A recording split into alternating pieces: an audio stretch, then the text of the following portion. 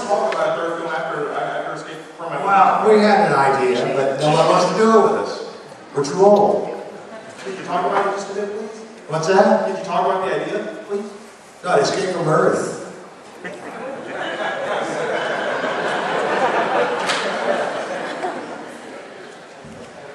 Did films like The Last Man on Earth or Night of the Living Dead have any influence on you, or were you influenced by them when you did Assault on Precinct 13? Sure, oh yeah. But also Rio Bravo had a big influence on me. That's a Western. I kind of copied it. Night of the Living Dead is a seminal horror film. That and Psycho's kind of ushered in the new era of horror, modern horror. Everybody else followed that. Then there was Toby's film, Texas Chainsaw Massacre, and others. But Night of the Living Dead was unbelievable. And the impact it had when it came out. You have no idea what a creepy fucking movie that was. Seeing it in the theater was great. Plus, George made it for very little money. And it was an inspiration to all of them. Hi, Sean. We were talking about remakes a little earlier. I had read recently that there's a chance to do a remake of They Live that you're helping produce. Is there any truth to this, or what's the status on that? They Live. They've been talking about it. One of the producers over at Universal has been talking to us about doing it. And I have no idea. I haven't heard it in a long time. So it's just a bunch of talk at this point. No one's paid me my check yet.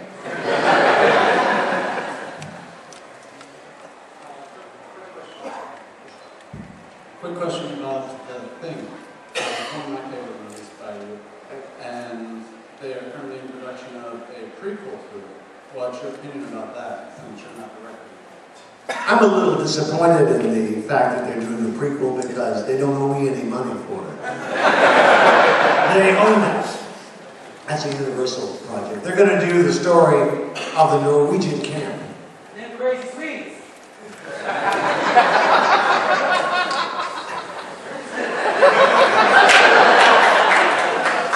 And good luck to it. It's a CG monster.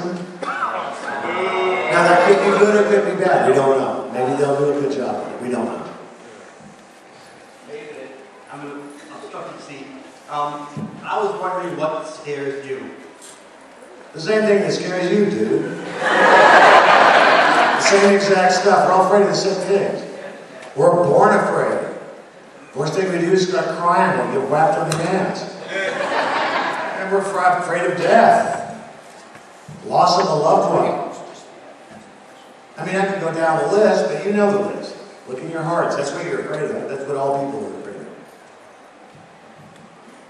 John, over the course of your career, when you look at a movie like Christine, where you had these amazing special effects in it that were all done in the real world, then over the course of your career, you're seeing more and more CG replacing that type of effect. What's your opinion of the direction that films are taking? Computer graphics is just a tool. That's all it is. It's a tool that's come into play in modern motion pictures. Sometimes it can be used really well. Sometimes it's very effective. Sometimes it looks like animation. Sometimes it looks cheesy. It depends on how you use it. There's a commercial now about a car, I think it puts itself back together. It's wrecked and it does a little of the old Christine thing. I'm pretty certain that's CG, and they did a great job with it. We shot that scene, and we had a regular car, we pulled it in and shot it in reverse. There's a bunch of winches inside of it, just pulling its whole time. But they did a good job with it, so sometimes it works.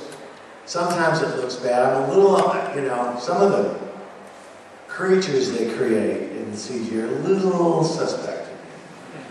A little bit, But it's a tool, and it's a tool to be used. I think it's okay. Hi, John. I just got a question about film about They Live. How'd you come about casting Roddy Piper in the main role?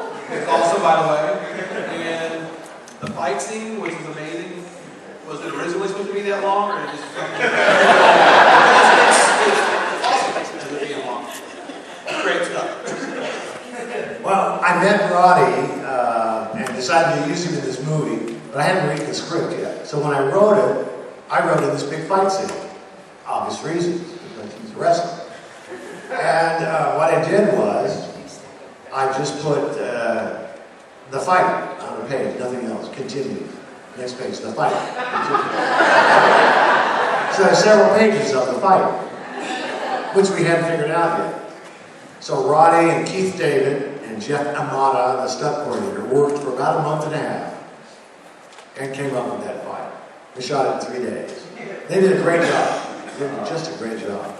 They were making contact, meaning, you know, most movie fights are phony punches.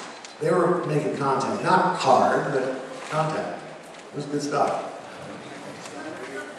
Hey, John. Next year they're doing a movie based on your never dialogue on Halloween. Say that again, man. I'm not here. Next year they're doing a movie based on the Russellville Hacksaw murders, based on your dialogue and Deborah's from Halloween. I want to get your take on that. Do you have any involvement? What Russellville Hacksaw movies? No idea what you're talking about. I have no idea what you're talking about. My movie Based on had a reference. your dialogue and Deborah's from Halloween. My movie made a reference to my then girlfriend's father, who hated me. Has nothing to do with hacksaws, dude. No, well, Charlie Bowles' Hacksaw murders is coming out next Halloween. I don't know if you knew anything about it. If you had any Not a thing. Not a thing. All right. When you were younger, John, you were actually a musician, which you still are to this day. What made you decide to go into the film industry instead of to the music industry? Or do you see it as one and the same? No, it's very different. The music industry has also changed probably the most of any modern art form. Like the music industry is crazy. I bet you get most of your music online, don't you?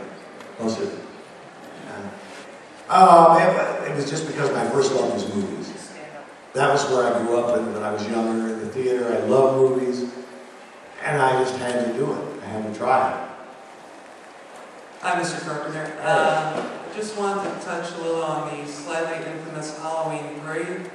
I just wanted to know, you originally planned to, after the first two Halloween movies, you wanted to change up the storyline and just kind of have a different story involved with Halloween for every subsequent film in the series. Do you regret not continuing with that, even though if it wouldn't have been as financially successful as, say, continuing with Michael Myers?